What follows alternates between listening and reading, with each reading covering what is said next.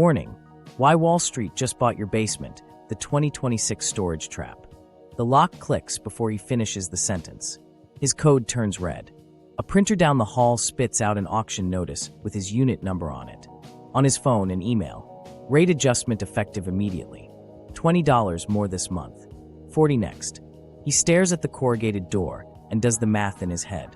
The crib, the boxes of tax records, his mother's china. Meanwhile, somewhere far away, a quarterly call celebrates pricing optimization. Problem: a quiet second rent on your past. Urgency: the code turns red at 12:01. Promise: we'll show the playbook and who profits. Solution: simple moves that cut the meter and push for rules. We need to go back to the moment America quietly lost its basements. The basement disappears. How housing created the storage boom. 3 moves in 5 years. That's the pattern Sarah and Marco fell into after their second child. Each apartment tour promised clever storage. A linen closet that fit 2 towels, a pantry the size of a shoebox, bonus cabinets, over the washer if you didn't mind a step stool. The rent rose every renewal, and each time they trimmed coats, old textbooks, the lamp from their first place. When they signed a 12-month lease in a newer building with glossy amenities but no real storage, the leasing agent slid a brochure across the table. Resident discount at the storage facility down the block. Temporary, they thought. 2 years later, the payments are auto-drafted like a utility. Get this, basements used to be assumed. In starter homes built mid-century, you got a basement, a garage, sometimes both. As land prices climbed and financing cheapened square footage above ground, developers shaved what buyers couldn't see in a walkthrough. You kept the quartz counters and lost the deep closets. Smaller lots, tighter footprints, and a sales script that swapped utility for lifestyle. Meanwhile, HOA rules quietly banned sheds, curb clutter, and anything that looked like storage. Problem clear. While that was happening in the suburbs, cities chased density and rent growth. Micro-units appeared with Murphy beds and cabinets that stopped short of functional. New builds leaned into aesthetics over space. Leasing offices printed floor plans that favored light over lids. To compensate, another line item entered the move-in budget. A 5 by 10 unit 5 minutes away. The math turned ruthless for renters.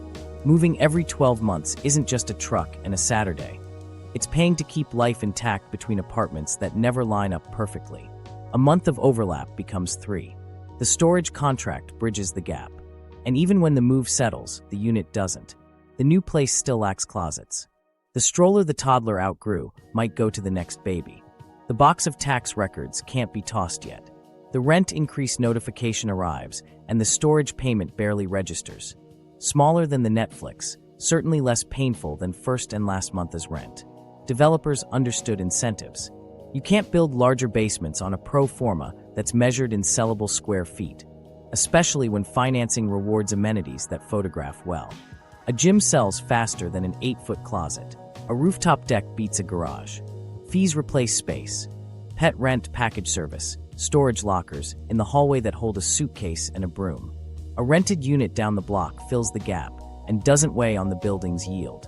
From a distance, a macro shift was underway. Fewer homeowners, more renters, shrinking footprints, rising mobility.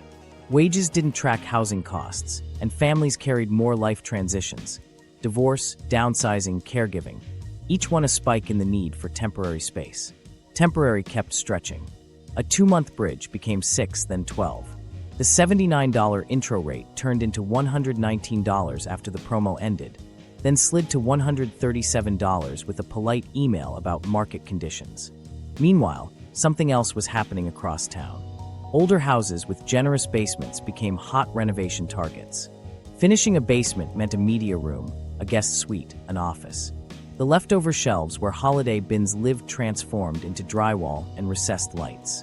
The storage function disappeared behind a better appraisal and a higher property tax bill. The things that used to sit under the stairs needed a new address. Sarah and Marco's microstory kept accumulating little decisions that hardened into a bill. When her dad passed, 3 banker boxes of paperwork and a battered tackle box joined the unit. When their building switched to smart lockers for packages, they lost the corner of their closet they'd used as a buffer. When their landlord announced a renovation and offered them first dibs on a fresh unit at a higher rent, they moved upstairs for the air conditioning and kept the storage because we'll deal with it after school starts. What nobody told them, and what their budget didn't flag, was how sticky stored things become once the door closes. Every visit is a negotiation. Do you spend an evening sorting, or do you tell yourselves you'll do it in 2 weeks? 2 weeks turns into next month into after the holidays.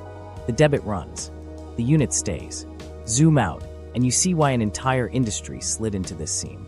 Households traded owned space for rented lifestyle, and the cost of keeping life's overflow shifted from mortgage to subscription.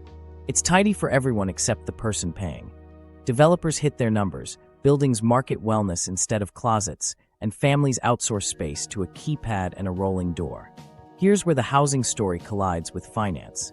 Once Americans started renting space for their own things, that monthly drip looked like something else on a spreadsheet.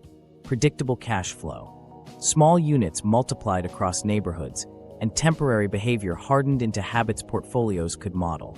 A basement lost in a floor plan became a unit gained in a REIT's rate base. While that was happening in Sarah and Marco's hallway, a different decision was being made in a glass conference room far away. Investors didn't need to convince anyone to love storage. They needed families to keep moving, keep downsizing, and keep paying to bridge every life transition. Basements weren't coming back. The bill was, and the people who owned those metal doors were ready to scale the gap. The perfect anti-tenant asset. Why Wall Street loves storage. From a finance lens, storage looks like it was engineered in a lab. No kitchens to flood, no boilers to fail at 2 a.m., no families to relocate if something breaks. A rectangle of corrugated steel, a keypad, a camera, and a lease that reads more like a parking ticket than housing. If you miss a payment, the lock changes digitally. If you don't cure the balance, the statute unlocks a fast lane to auction. There's no eviction court, no habitability claims, no rent board. For investors, that legal asymmetry isn't an accident, it's the edge. Operating costs tell the same story. Minimal plumbing, HVAC only where the manager sits, 2 people where an apartment complex might need 20. Public storage has told investors that direct operating margins hover around 79% at scale. That's the kind of number that draws capital out of offices and malls and into metal doors. In a downturn, storage often performs better because people move, downsize, or pause life decisions, and they rent a unit to buffer the chaos. Countercyclical becomes a line item in a pension fund's pitch deck. Now put this next to the rollout map. For decades, the business was fragmented. Thousands of mom-and-pop sites off the highway, hand-painted signs, month-to-month cash boxes. Then cheap money arrived, and a few big names started stitching the map together. Public Storage and CubeSmart kept buying. Extra Space didn't just buy, it merged with Life Storage, creating a coast-to-coast machine. Private equity joined from another angle. Blackstone took Simply Self-Storage and turned it into a scaled platform, the kind lenders and pensions favor. Each deal added doors, data, and local leverage. Urgency. Consolidation centralizes the switch that sets your bill. REIT math sharpened the play. Storage real estate trusts don't sell a story about vibes. They sell a story about NOI, net operating income, per rentable square foot. Grow rentable feet, squeeze more from existing customers, keep costs low, and pay dividends quarter after quarter. Index funds hold shares automatically. Pensions buy for the yield. Your 401k drips cash every time a rate letter lands in someone's inbox. Here's the kicker. Storage's customer isn't treated like a tenant. Legally, you're more like a licensee with property at a warehouse subject to a lien. Miss the due date and the timeline starts. Late fee, overlock, notice, sale. The process is codified in nearly every state. That speed isn't a side effect. It's the reason storage avoids the drag that makes multifamily unpredictable. No months-long non-pay scenarios, no rolling arrears, no courtroom roulette. Inventory refreshes itself through default. And while those units look identical, the pricing isn't. Behind the front desk sits AI-driven revenue management software that reads move-ins, move-outs, search traffic, and neighborhood seasonality. It toggles teaser rates up and down to fill just enough units at the lowest possible discount, then pushes the existing customer rent increase once you're settled. ECRIs, those midstream bumps, often run north of 10% a year. That line alone is why Wall Street loves this asset. New customers don't make the pizza. Existing customers buy the toppings forever. Promise, expose the algorithm so you can push back. The human part is where the math locks in. People store sentimental things. They underestimate the hassle cost of moving them. Even when budgets get tight, the unit feels too small to matter and too annoying to solve. That stickiness gives operators permission to ratchet. They don't need to double your rent. They need to bump it a few dollars, a few times, until the annualized yield hits the model. If someone finally leaves, a promotion backfills the door within a week. Scale supercharges it. Once extra space absorbed life storage, pricing could be coordinated across micromarkets. A wait list here, a promo there, shift a few dollars between neighboring sites, and you manufacture scarcity without pouring a yard of concrete. Blackstone's platform advantage adds a different lever. Cheaper capital, better data, and vendor terms small owners can't touch. The spread drops straight to dividends. There's one more lever investors admire, the fee stack. Admin charges, lock sales, mandatory insurance offers at the counter. That last one is under legal scrutiny. Public Storage is fighting a 9-figure class action over alleged insurance tying. But even without it, the miscellaneous lines add high-margin dollars that don't require new buildings. When debt costs rise, those lines cushion the squeeze until the next rate case, because in storage, rates are just emails, not hearings. All of this turns a local shed into a financial instrument. You can model move-in velocity by school calendars. You can forecast delinquency by zip code stress. You can hedge rate risk at the corporate level while the site manager sells boxes by the register. And crucially, you can do it without the political blowback that trails apartments. No one protests a storage rent hike at City Hall. Back in Sarah and Marco's hallway, that pricing optimization, line on a call translates into $20 more this month, $40 next. In a boardroom, it shows up as guidance maintained. For the portfolio, it's stability. For households, it's permanent rent on space they used to own for free, converted into yield by a business that rarely has to meet a tenant in court or fix a broken boiler at midnight. That's why Wall Street loves storage. The doors click, the cash clears, and the metal hardly ages. The roll-up machine, how REITs consolidated Main Street units. While Sarah and Marco were taping another label on another banker box, a different kind of label was changing across town, quietly in ink. A deed would flip. The sign out front might not. Same orange doors, same manager's name on the window. But the money behind the padlocks was no longer local. The playbook started simple. Call the owner of a 300-unit site off Route 9 who built the place in the 90s. Offer a price that felt like retirement. Promise to keep the brand they'd painted by hand. Close fast. Then swap the back end. Centralize call centers. Port the leases into a corporate system. Turn on the pricing software. The corrugated doors didn't move an inch, but the rates did. Public Storage had been running this script for years.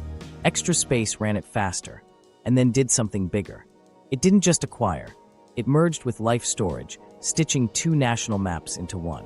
Overnight, micromarkets that once had 2 competitors became one network with a shared dashboard. That's how a waitlist on the east side can justify pulling a promo on the west, with a keystroke in a different time zone. Private equity arrived with a version built for speed. Blackstone bought Simply Self-Storage, not to dabble, but to platform. Platforms don't own one site, they own a system. They bring debt relationships that cut basis points, vendor contracts that shave pennies off locks and boxes, and a data spine that learns how often a college town churns in May versus a military town in June. The mom and pop who trusted a notebook and a gut can't compete with that. Research integrated. Blackstone is platform builder, not just a passive owner. Here's the twist that keeps the neighborhood feel alive, the local illusion. Consolidators routinely keep the old name on the fence. They keep the manager, too, because she knows customers by first name and who's late by Friday. But the rate letters don't come from her anymore. They come from a revenue team 3 states away, armed with occupancy targets and seasonality curves. Community at the counter, consolidation at the top. Cheap money poured accelerant on the model. For a decade, borrowing costs made it painless to lever a 6 cap into an 8+ return once ECRIs and fee stacks were layered in. Deals were structured in clusters, by 3 in a 15-mile radius, add a 4th, then rationalize the staff. 1 roving repair tech instead of 3. 1 district manager instead of 5. The savings looked like efficiency.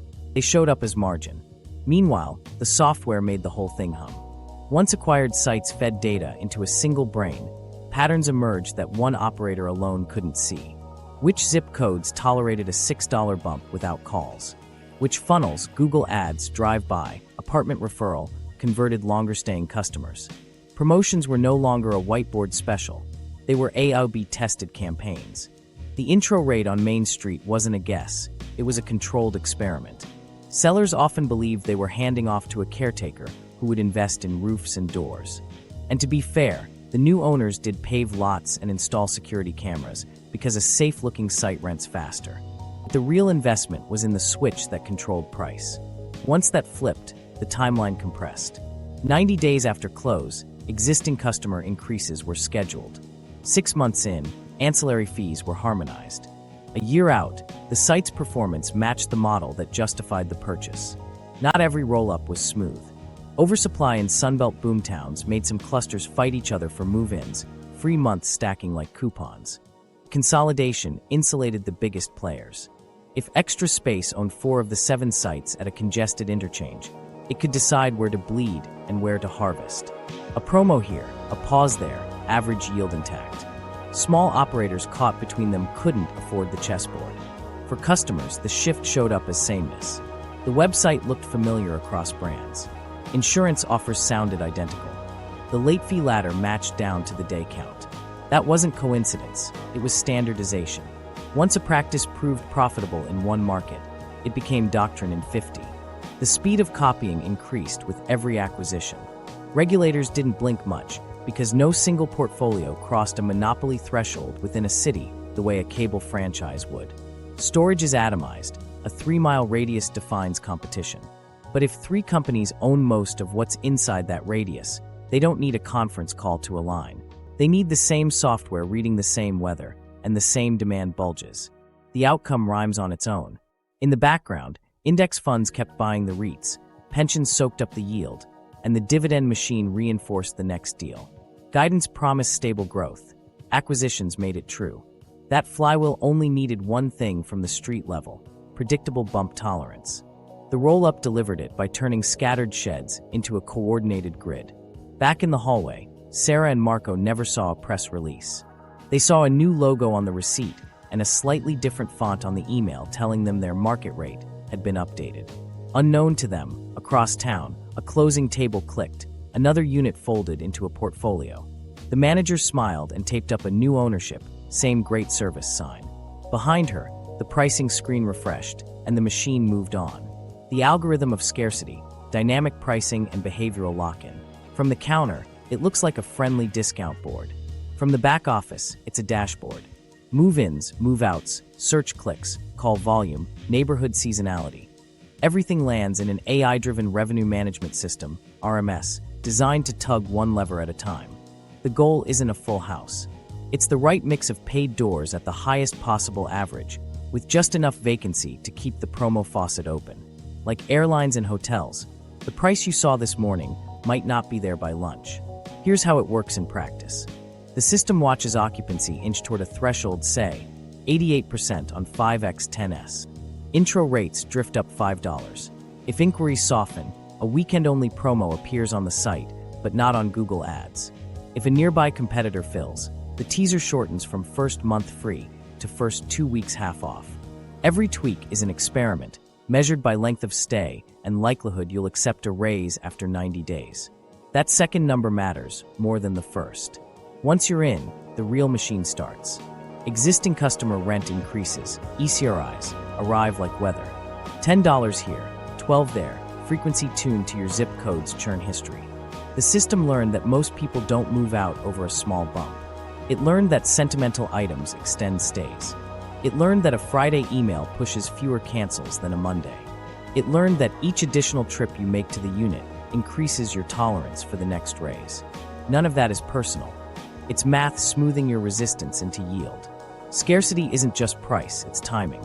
The software coordinates waitlists to keep the sense that the last 10 by 10 in your preferred building is nearly gone. That might be true 4 floors up, not on your corridor, but the banner works. Targeted promo codes hit the inboxes of prospects who clicked directions twice this week. Move-in deadlines shorten at month end, then lengthen on slow Tuesdays. Calendar becomes a pricing tool, the same way seat maps do on a route that's almost full. Sarah and Marco feel it without seeing it. The $89 intro rate that sold them their unit came with a cheerful yellow star. By month 4, it quietly flipped to $119. 10 months in, $157. Each bump lands just below. A threshold that would trigger a Saturday with tape and a truck. The system knows the hassle cost of moving a crib and 4 banker boxes. It banks on it. Behind the knobs, operators talk about stickiness. Sentimental attachment plus hassle equals inertia. Add life transitions, new job, new baby, a parent's health, and you've got reasons to postpone the cleanup trip. Delay is a revenue line. ECRIs can exceed 10% annually across the base and still post low churn. A few leave. Most sigh, grumble, and let autopay ride. Parallel to pricing, access becomes a lever.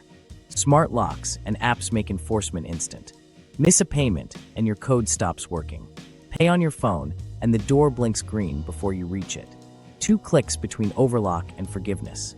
The ease lowers confrontation and shortens delinquency windows. The model counts on recoveries measured in hours, not weeks. The data edge compounds with scale. After extra space absorbed life storage, thousands of micromarkets fed one brain. A heat wave in Phoenix nudging 10 by 20 demand? The system sees it first. A university calendar driving churn in Madison? Rates nudge up a week before finals. Blackstone's platform adds cross-portfolio signals, migration, housing turnover, local layoffs, that predict which neighborhoods accept a $6 nudge without a spike in calls. What used to be a manager's hunch is now a curve. There's a softer pressure, too. The front desk scripts pair empathy with exit friction. Ask about a raise, and you'll hear about operating costs and security upgrades. Ask to move out, and you'll be offered a smaller unit, downshift without leaving. That keeps doors paid and move-outs recaptured as move-downs. Downsizing is still stickiness. It's also another set of fees. Promotions aren't generosity, they're funnels. A 1-month free teaser filters for people likely to stay 6. A half-off second month nets the price-sensitive who churn early. The RMS tags each segment. Later, the raise cadence differs. High-tech renters get earlier bumps. Coupon chasers get slower increments, but more fees. 2 customers, same hallway, different journeys. Not discrimination, segmentation. What nobody in the hallway sees is how little the system needs from any one person. It doesn't have to squeeze Sarah and Marco hard. It has to nudge thousands lightly, reliably. A few dollars across a million doors becomes guidance met, dividend paid. If a micromarket box, a neighboring site takes up the slack. Scarcity is managed across a grid, not a building. At the end of the quarter, the algorithm's success reads like smooth lines. Average length of stay up a week. Effective rent up 3%. Delinquencies down half a point. No drama in the numbers. The drama stays in the hallways, where codes turn red at 12:01, emails arrive at 12:03, and a family postpones one more Saturday because life is busy. The software learned default as a business model. It writes it into late fees, liens, and auctions. The first missed payment doesn't feel like a crisis. It feels like a calendar mistake. A week later, the bill carries an extra $15 labeled late. By day 10, a certified letter goes out with language that sounds official because it is. The account is in default. A red overlock appears on the latch. Your code still opens the gate, but not your door. What happens next is scripted down to the day count in nearly every state's self-storage lien law. This isn't landlord-tenant territory. In storage, you agreed the facility has a lien on whatever you put inside. That gives the owner a fast lane. After a set number of days, a second notice arrives. Pay the balance plus fees or your property will be sold. The letter includes the itemized stack. Admin charges, lock fee, lien fee, certified mail fee, sometimes a pre-auction fee. Miss the cure date, and your name moves to a list that will be advertised in a legal notice few people ever see. 30 days ago, you were a customer. Now you're inventory. Operators don't improvise this. The timeline lives inside the software. On day X, an automated text. On day Y, the overlock is flagged. On day Z, the sale is scheduled. A manager's screen shows a queue with colored bars, green for cured, yellow for likely, red for push to sale. Each step adds revenue. The late fee is high margin. The lien fee even more. The lock they sold you for security now earns again as a drill and replace line. Insurance sits in the middle of this machine. Many sites offer policies at the counter, framing them as prudent. Some allegedly require it.